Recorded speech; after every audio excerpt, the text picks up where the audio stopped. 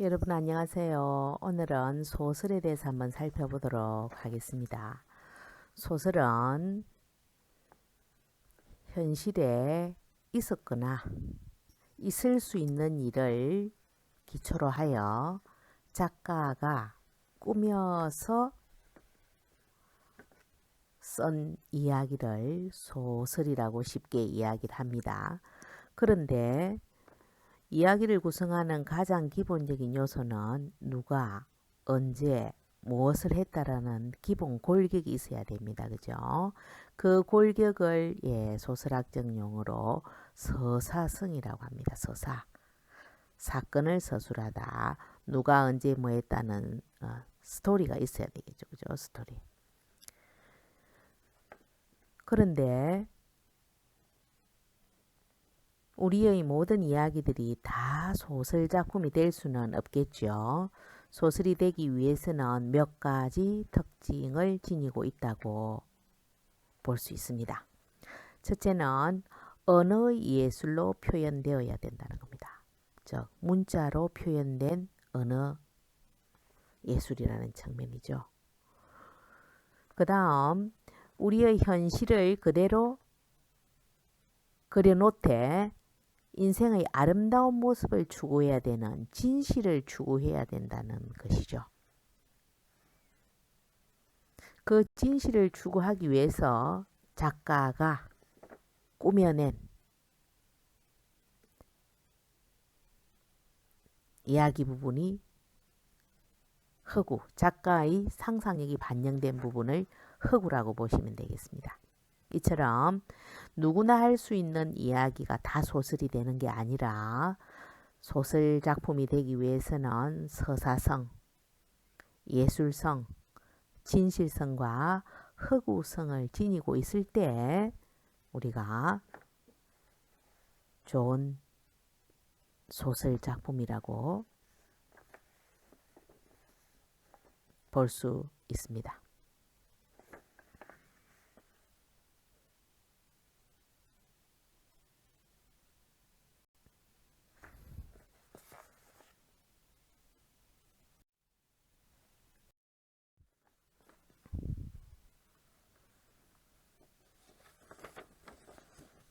다음은 소설 구성의 요소에 대해서 한번 보겠습니다. 이야기가 기본 골격을 이루기 위해서는 누가 언제 무엇을 했다는 것이 있어야 스토리가 성립한다고 했습니다. 그럼 여기서 누가에 해당되는 것이 인물이 되겠습니다. 본문에 나타나는 대표적인 인물은 나이며 장인인 봉필이라고 볼 수 있겠죠. 그 다음에 두 번째는 배경이 되겠습니다. 배경은 이 작품에서 공간적 배경은 강원도 산골 마을 혹은 농촌 마을이 되겠고, 시간적 배경은 1930년대 일제강점기의 시기로 보시면 되겠습니다. 사건은 여러 가지 사건이 있겠지만 중심 사건은 점순이와의 혼례 문제가 되겠지요.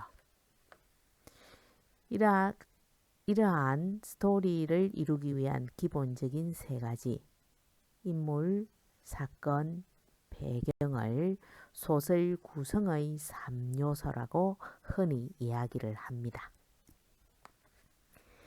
이러한 소설 구성을 이루기 위해서는 소설의 3요소인 또 다른 관점에서 주제가 중요한데요.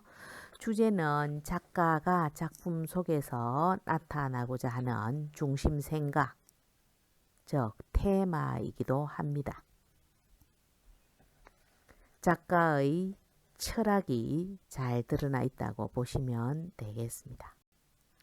인물들의 언행을 통해서 작가가 독자들에게 무엇을 말하고자 했는지의 기본 메시지를 찾으면 되겠죠. 두 번째는 구성입니다. 플롯이라고도 하는데요. 여러 가지의 작은 사건들이 유기적으로 다 연결되어 작품을 구성하고 있습니다. 이 구성은 크게 시간적으로 배치하는 시간적 구성이 있고 시간을 뒤섞여서 놓는 역순행적 구성이 있습니다. 다음 세 번째는 작품을 표현하고자 하는 글쓴이의 문체죠. 문장을 표현하는 것이라든지 문장의 길이라든지 그 작가의 특유의 향기가 나는 것을 문체 혹은 글의 스타일이라고도 하는데 우리가 차차 공부해 보기로 하겠습니다. 그럼 여기서 여러분이 헷갈리지 말아야 하는 것은 소설 구성의 3요소와 소설의 3요소를 구별할 줄 알아야 되겠습니다.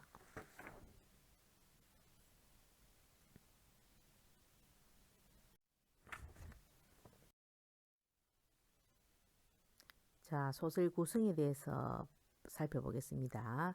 구성이란 짜임새입니다. 작품의 짜임새로 주제를 잘 표현하기 위해서 사건을 인과관계에 따라서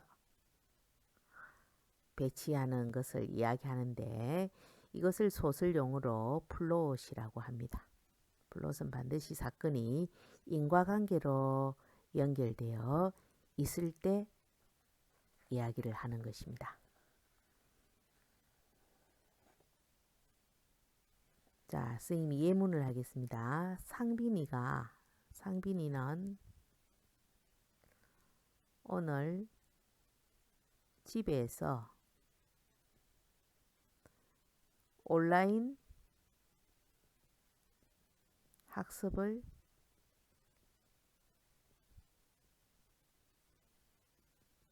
했다라는 문장이 있습니다. 소설의 구성 요소를 보면 상빈이는 인물이죠. 인물. 집에서 오늘은 시간적 배경이 될 것이고 우리 아까 배운 대로 집에서는 공간적 배경이 되겠죠.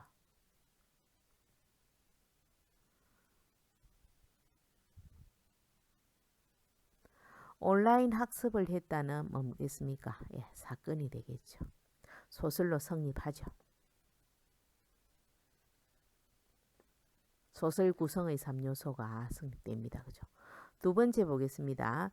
상빈이는 오늘 집에서 온라인 학습을 했다. 왜냐하면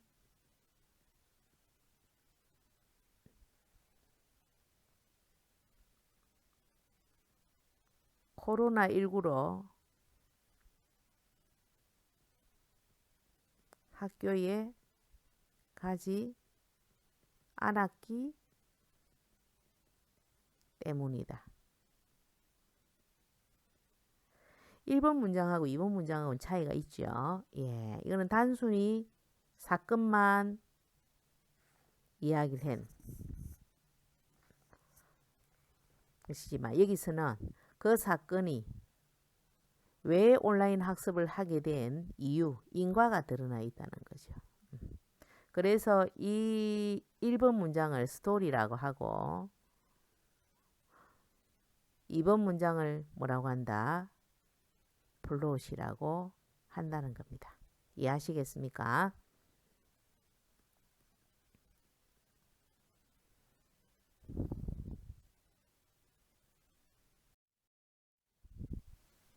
자, 인물 한번 살펴보겠습니다.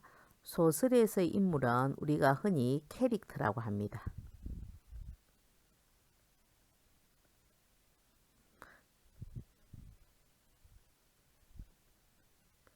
또 이 캐릭터는 인물의 성격이라고도 하는데요. 이 성격은 인물이 지니는 성격은 그 작가가 말하고자 하는 뭐다? 주제와 연결된다고 보시면 되겠습니다. 꼭 기억하세요. 자, 이거는 팁입니다. 수능 팁. 자, 다시 이야기합니다. 인물을 우리가 흔히 캐릭터라고 하는데 이 캐릭터의 성격에는 작가가 표현하고자 하는 뭐가 담겨 있다. 주제가 담겨 있더라. 꼭 기억하시기 바랍니다. 자, 인물은 소설 속에서 어떤 기능을 하는 사람을 인물이라고 하는데 인물을 역할에 따라 분류하면 작품 속에서 주동 역할하는 주인공입니다. 주동 인물입니다. 주요 캐릭터죠. 자, 그 다음 두 번째는 주인공에 따라다니면서 갈등을 일으키는 인물을 우리가 뭐라고 한다? 반동인물이라고 합니다. 인물의 역할에 따른 분류였습니다. 다음 보면 성격에 따른 분류인데요. 성격은 전형적 인물과 개성적 인물로 나누는데 전형이란 말 그대로 형태가 고정되어 있다는 뜻입니다. 특정 부류나 계층의 보편적인 성격을 지닌 인물로 시대적으로 보편성을 지닌 인물이다. 보편 두 개를 이야기를 했는데 전형적 인물이란 예를 들면 조선시대의 연려의 대표적인 전형은 누구라고 생각합니까? 우리가 춘향이라고 이야기하고요.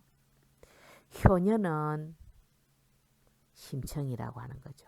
이렇게 형태가 정해져 있는 인물이 전형적 인물입니다. 개성적 인물은 특정 부류나 계층에 속하지 않는 독자적인 인물인데 이거는 소설가가 창조한 인물이죠. 개성 있는 캐릭터를 창조하는 것이 소설가의 주요한 업무이고 소설가의 역량이 있느냐 없느냐로 가늠하는 인물이기도 합니다. 개성적 인물이 되겠습니다. 성격 변화는 처음부터 끝까지 성격의 변화를 보이지 않는 인물을 우리가 평면적 인물이라고 합니다. 선량한 인물인데 끝까지 선량한, 예를 들어 흥부 같은 인물이 되겠죠. 그죠? 입체적 인물은 환경이나 상황에 따라서 성격의 변화를 보이는 인물입니다. 이는 여러분이 읽어보셨는지 모르겠지만 김동인의 감자에 나오는 뽕녀 같은 인물이죠. 입체적 인물이라고 합니다. 다음 배경 보겠습니다. 배경은 아까 앞에서 소설 구성의 3요소로 나왔죠. 그죠? 배경은 작품에 일어나는 시간과 공간, 사회와 역사적 배경이 있는데 배경은 주로 묘사, 눈으로 그려 보이는 것입니다. 그죠? 묘사와 서술은 말 그대로 설명하듯이 서술하는 것이죠.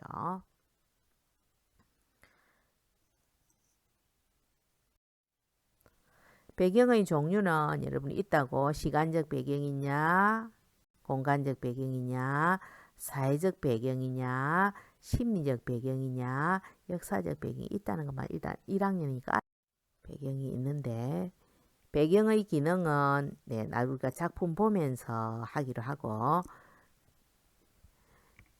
진실성을 더해주죠. 두 번째는 작품의 분위기, 소설의 주제, 현장감,